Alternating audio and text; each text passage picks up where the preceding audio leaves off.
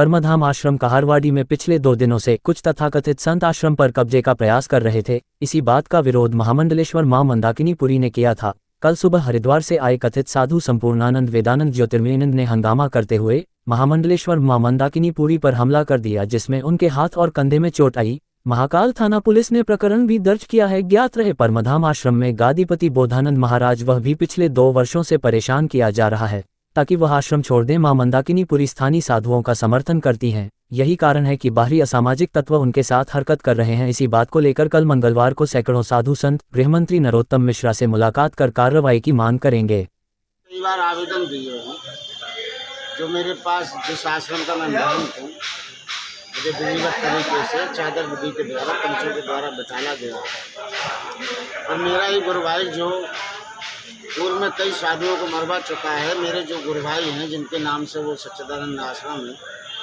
उनकी भी रहस्यमय तरीके से मृत्यु हुई। उनका पोस्टमार्टम नहीं करा गया। क्यों नहीं करा गया? क्योंकि जिन्होंने उनको मारा है उन लोगों के नाम उजागर हो जाते। तो आपने इस चीज़ की जांच क्यों नहीं कराई?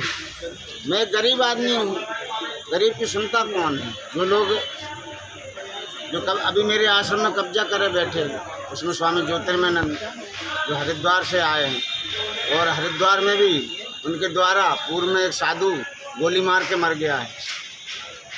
आज भी तो आप थाने पे खड़े हैं, तो पहले जितने लोग मरे थे पहले ही आप थाने पे आ जाते हैं। सब लोगों को कई बार बता दिया है, आवेदन दे दिया, मैंने पूर्व में बता दिया आवेदनों के माध्यम से। आवेदन की कापी है आपके पास? मेरे पास सारी आवेदनों की कापी है। अब आप क्या चाहते हैं? मैं न्याय चाहता हूँ। मेरे आश्रम में अवैध कब्जा करे बैठे हैं। मैं लीगल तरीके से 2014 से वहाँ हूँ, और 2020 में मुझे चादर विधि के द्वारा जो 4 धाम मंदिर के महाराज हैं महामंडलेश्वर, उनके द्वारा शांति स्वरूपानंद गिरी, उनके वो मेरे गुरु भाई हैं, उनके द्वारा जो विधिवत तरीके से चादर विधि की गई है। मेरे पास में पंचों के साइन और उनके लेटर पैड पे, महाराज के लेटर पैड पे लिखा हुआ रखा हुआ। वो कापी आपके पास है? मेरे पास। अभी आपको क्यों हटाया जाएगा? मैं गरीब हूँ। मेरा अपराध ये है कि मैं ईमानदारी से साधुता से जी रहा हूँ। सारे दस्तावेज आपके पास है? मेरे पास। जैसा कि बुद्धन। माता जी, आज आप थाने पे आए थे, क्या कारण रहा?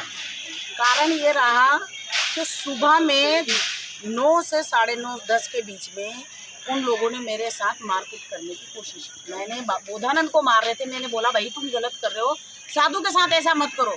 उन्होंने मुझे कोने में दबा दिया और मेरे एक ने हाथ पकड़ लिए और एक ने गला दबाया, और मेरे हाथ में भी चोट लगी है। ये देखो, ये चोट लगी हुई है। उनके हाथ में हथियार थे। और किन लोगों ने? वो क्या नाम उनका, ज्योतिर्मयानंद जी महाराज, संपूर्णानंद और वेदानंद। ये बस महाराज को मैंने बोल दिया भाई साधु को क्यों भगा रहे हो, उसका भी अधिकार है, वो मेहनत है इस जगह का। मेरी कथा हो रही है वहाँ पे। आपके साथ क्या व्यवहार किया? मेरे साथ उन्होंने गंदा व्यवहार करा, जो मैं अपने शब्दों से बताना कैसे बताऊँ आप। तो माँ, आप यदि थाने पर आए तो थाने पे आपकी कार्रवाई? वाले बोल रहे हैं कि कोने में दबा के क्या करा, तो बोले कौन सी मतलब आपकी डॉक्टरी होगी, तो बताइए एक महिला का सीना दबा दे तो उसकी कौन सी एक्सरे में आता है, ये मुझे थाने वाले बता देना। क्योंकि मैं एक साधु हूँ, 20 बरस से साधु हूँ, 20 बरस का मेरा संन्यास हो गया है। ये थाने पे आपने किससे पूछा? मैंने बोला ना उनसे, तो बोला नहीं एक्सरा वो होगा, बोले जांच होगी उसमें पता चलेगा। या नहीं, वहाँ से पहले पता चल के आएगा कि आपके साथ ऐसा हुआ कि नहीं हुआ। वो 2 पुलिस वाले, क्या नाम है उसका, क्या नाम था पुलिस वाले का? मालवी जी। और ये बोल रहे हैं मुझे कि पहले उसकी डॉक्टरी होगी, उसके बाद में। तो भाई अगर इसकी डॉक्टरी होती हो, मैं तो डॉक्टरी नहीं पढ़ी हूँ। जो भी व्यक्ति डॉक्टरी पढ़ा है और एक महिला के साथ अगर ऐसा कर देता है, तो वो क्या सोनोग्राफी में वो एक्सरे में आता है क्या, ये मुझे बताइए। ये सनातन धर्म की ये धज्जियाँ उड़ा रहे हैं यहाँ बैठ के।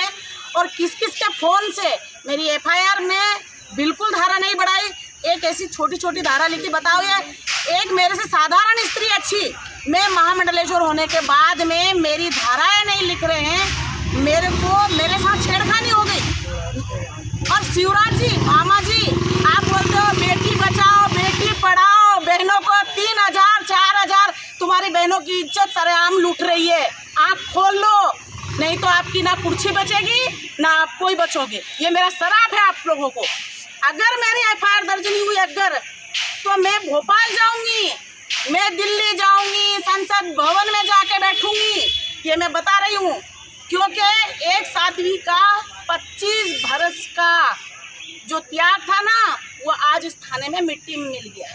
सब इंस्पेक्टर मालवी ने आपके कथन अनुसार एफआईआर नहीं लिखी। पता नहीं, वो तो इतना डरा रहा, मुझे जोर जोर से चिल्ला रहे हैं। अरे मेरे जैसे को डरा दिया उसने, तो दूसरे की तो बहुत दूर की बात है भाई। थाना तो थाना, राम राम।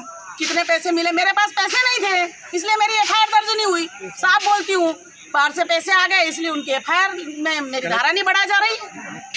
अब आप सरकार और प्रशासन से मैं प्रशासन से चाहती हूँ, हाथ जोड़ के विनती कर रही हूँ, प्रार्थना कर रही हूँ कि मेरी एफआईआर में धारा बढ़ाइए और जिन लोगों ने मेरे साथ गलत किया उन लोगों को उठाइए। और बोधानंद जी के आश्रम से सिर्फ मैं ये बोली कि बेचारे इस साधु को क्यों मार रहे हो, इतनी सी बात पे उन्होंने मेरे ऊपर हमला किया और मेरे साथ गलत हरकत करने की कोशिश की, गलत शब्द का इस्तेमाल भी किया। ठीक है, और अभी भी वो रात से आए हुए बोधानंद ने रात को भी पेट्रोल डाल लिया था इसका।